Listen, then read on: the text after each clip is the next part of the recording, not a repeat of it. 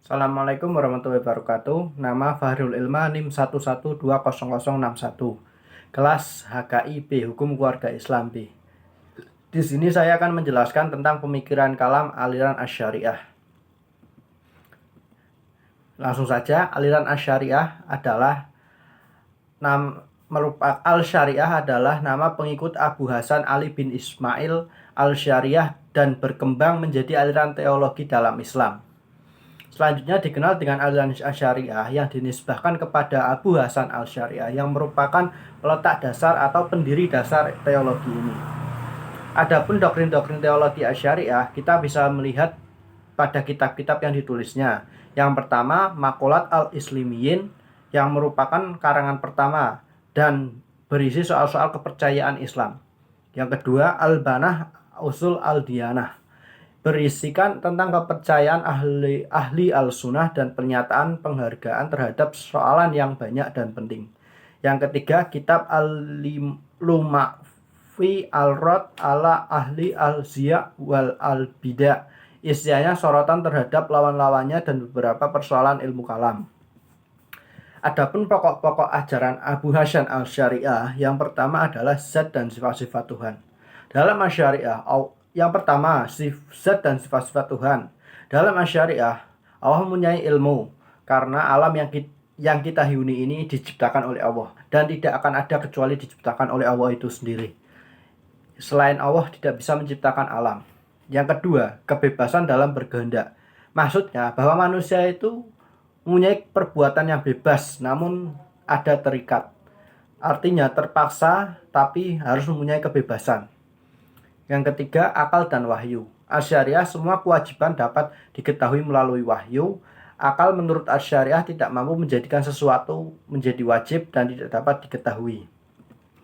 Yang keempat, qadimnya kalam Allah atau Al-Quran, dan bahwa kalam Allah menurut aliran Syariah adalah sifat, dan sebagai sifat Allah maka istilah itu kekal.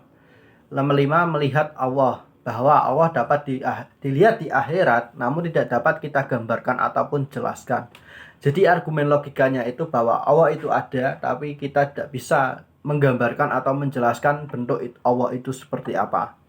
Nomor 6, keadilan. Keadilan pada pandangan Asy'ariyah adalah menempatkan sesuatu itu pada yang benar pada posisinya, pada hak yang benar menerimanya.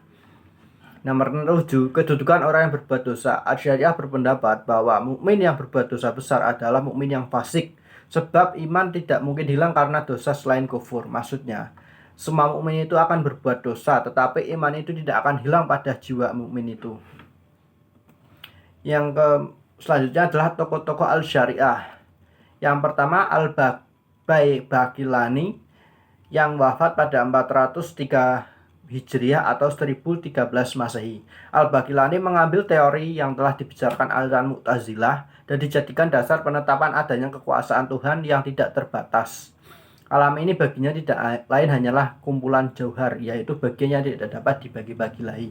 Akan tetapi benda-benda tunggal tersebut tidak terdapat dalam wujud kecuali sudah ditumbuhi arad jisim, yaitu benda yang tersusun. Terjadi dari gabungan benda-benda tunggal, yaitu jauhar tersebut menurut pandangan dirinya. Yang kedua, Al-Juwaini 409 sampai 478 Hijriah atau 1028 sampai 1085 Masehi. Al-Juwaini semasa hidupnya bekerja dalam lapangan usul fikih dan ilmu kalam. Beliau adalah orang yang pertama-tama membentuk fikih Asy-Syafi'i atas dasar aliran Asy'ariyah. Bagaimana yang ditulis dalam kitabnya Al-Irsyad berisi pokok-pokok kepercayaan.